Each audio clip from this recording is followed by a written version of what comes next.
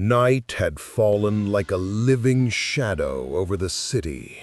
Rain hammered the rooftops, as if trying to strip them of their memories, and the neon lights flickered across puddles on the asphalt like ghosts that refused to die.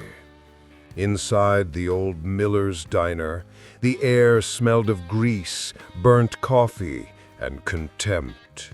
The music played low. The murmurs of conversations filled the room until the door opened.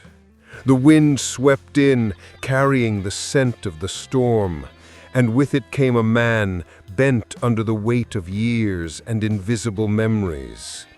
He wore a faded military jacket, a tattered backpack hanging from one shoulder, and eyes that had seen things no one in that diner could imagine. He walked to the counter with weary steps and, barely above a whisper, asked for a cup of coffee. The waitress looked him over slowly. She chewed her gum with annoyance, as if his mere presence polluted the air. She didn't need to speak, her eyes said it all. From the back, someone laughed, then another. Within seconds, the place was full of hollow laughter, the kind that cuts deeper than insults. The man didn't answer. He simply lowered his head, left a couple of wet coins on the counter, and stepped back into the rain, where at least solitude does not judge. Outside, the rain wrapped around him completely, and as his shadow drifted between the puddles, something in the distance began to growl. Stay till the end, because this story proves that brotherhood roars louder than humiliation. His name was Jacob Reeves, a veteran of a war his country had forgotten before it was even over. He had crossed deserts, mountains, ruined cities. He had lost friends, dreams, and parts of himself. He came back with scars that time couldn't heal, and a silence no applause could fill. Since then, his life had been a road without a map, a journey without an end. He slept where the cold allowed him, ate what he could find, and spoke only to the wind. In his pocket, he carried a photograph, creased and faded, of a woman who was gone. His wife, his reason, the only one who had taught him that love could survive even in the face of horror. Now all he had left was the highway. That diner had once been his refuge. At those same tables he had laughed, had dreamed of returning whole. That was why he went back that night, not for food, but for nostalgia, for a fragment of the past that still made life worth enduring. But the world had changed. Compassion had become a luxury no one could afford. The eyes of others no longer saw people, only burdens. And when the waitress threw him out, it wasn't just from the diner. It was from belonging itself. Jacob walked aimlessly through the rain. Lightning carved his shape across the road, and each thunderclap reminded him that even here, even home, he was still fighting a war that no one else would ever see. But that night, without knowing it, someone had witnessed his defeat. A young mechanic with tired eyes and a good heart named Eddie. Eddie knew that look, the emptiness mixed with pride and despair. He had seen it in his own father, a veteran too, a man who came back from the front with trembling hands and a shattered soul.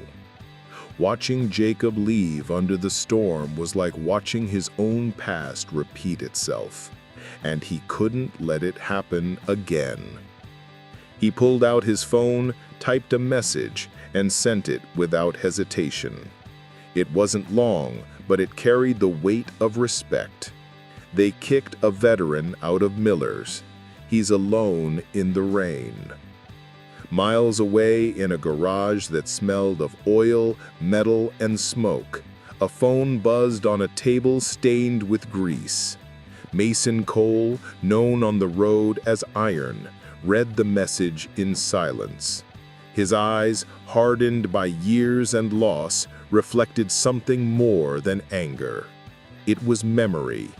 It was debt. He rose to his feet, zipped up his leather vest, and with a single look to the others, gave the order without a word. The engines awoke, the air filled with metallic thunder. The headlights of the Harleys sliced through the dark like blades. 50 wandering souls came alive at once. The highway trembled beneath their wheels. The roar was deep, ancient, born from the earth itself. There was no destination, only a mission: to give back to a man what the world had taken away. The rain didn't stop, but the bikers rode on, unafraid. Helmets glistened under flashes of lightning.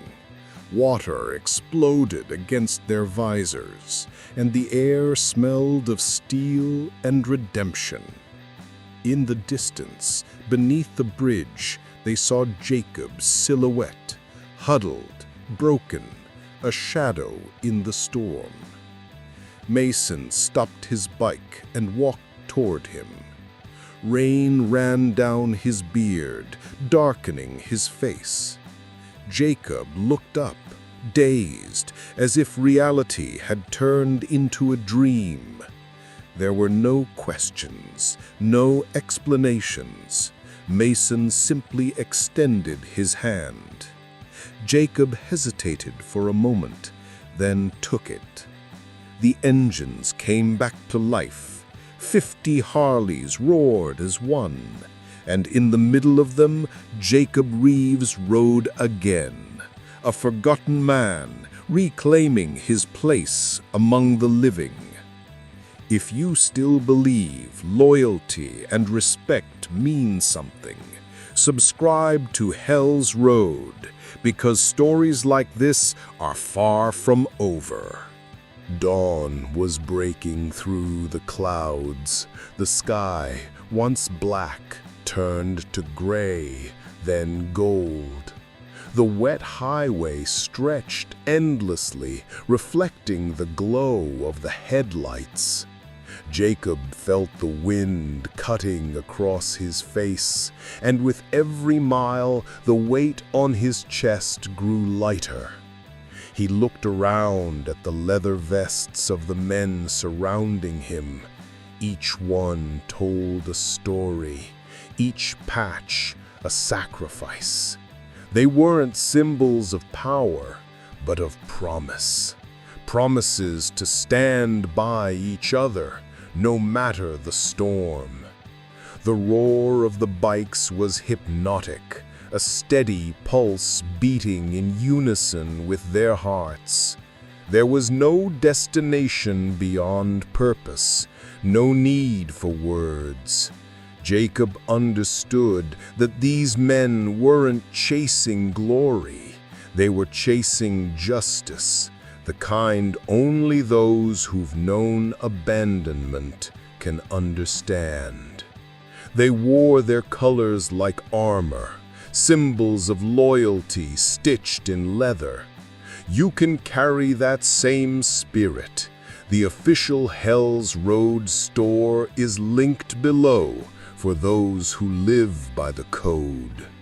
The city still slept, but the highway burned beneath their wheels, and in the distance, the miller's diner waited, unaware that redemption was on its way. The roar hit before they arrived. Windows rattled, the lamps trembled, and the air itself seemed to shrink under the pressure of 50 engines. Outside, the dawn turned to silver and steel.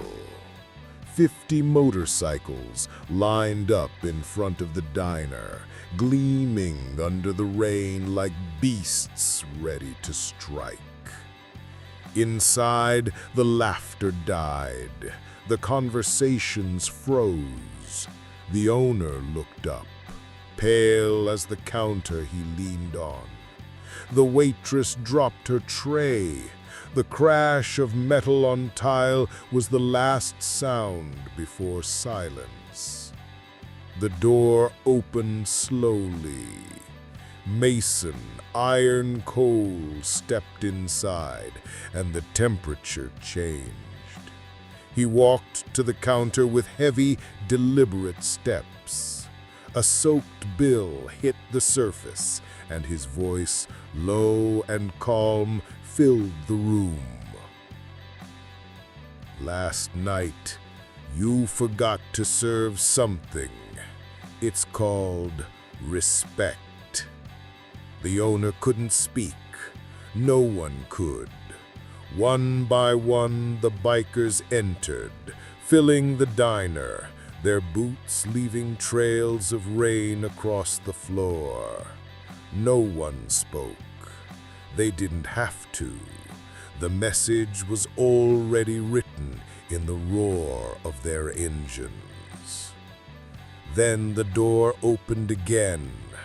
Jacob walked in, his coat dripping, his hands shaking, but his back straight. His eyes, for the first time in years, were alive. Mason turned to him, poured a cup of steaming coffee, and held it out. Jacob took it, both hands trembling, and drank slowly. Warmth spread through his body. Respect had returned. The silence that followed was different now. Heavy, meaningful, full of understanding. No one dared to move. The bikers sat quietly, their cups steaming, the scent of rain mixing with the smell of coffee and oil. Shame had turned into a lesson, cowardice into memory. Jacob looked up and met Mason's gaze. A faint smile crossed between them. There were no heroes here, just men who still remembered what it meant to be one. Mason stood, left enough money for everyone, and nodded once at the owner. Then he walked out. Outside, the bikes waited, their engines humming like thunder beneath the clouds. When they roared again, the sound wasn't of anger. It was of justice. Jacob watched them go. The wind brushed against his jacket and carried with it the scent of the open road. For the first time in years, he felt part of the world again. Some roads lead to redemption, others to memory. If you want to keep the fire alive, the official Hell's Road store is linked below, where brotherhood lives beyond the story. That night, Jacob slept behind Eddie's garage. The rain had stopped, and above him the sky cleared, revealing a tired moon. The air smelled of wet earth and cold metal.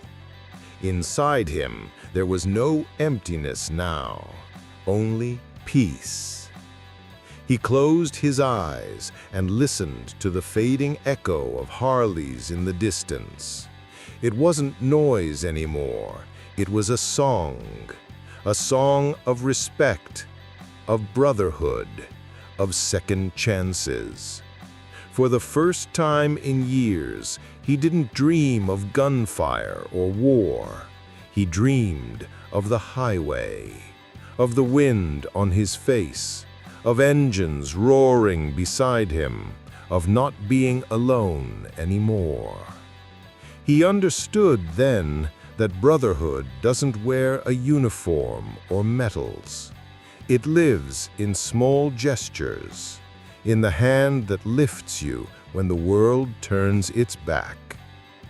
Respect had returned to his life, not out of pity, but because justice still has a heartbeat. And in that quiet, Jacob Reeves, soldier and wanderer, felt human again. The sun rose over the wet asphalt. The neon sign of the Miller's Diner still flickered, but the air was different. The fear was gone, the shame erased. All that remained was the echo of engines fading into the horizon. This was one of the many forgotten legends of the road. Subscribe to Hell's Road and ride with us into the next story, where the roar of steel keeps reminding the world that loyalty never dies.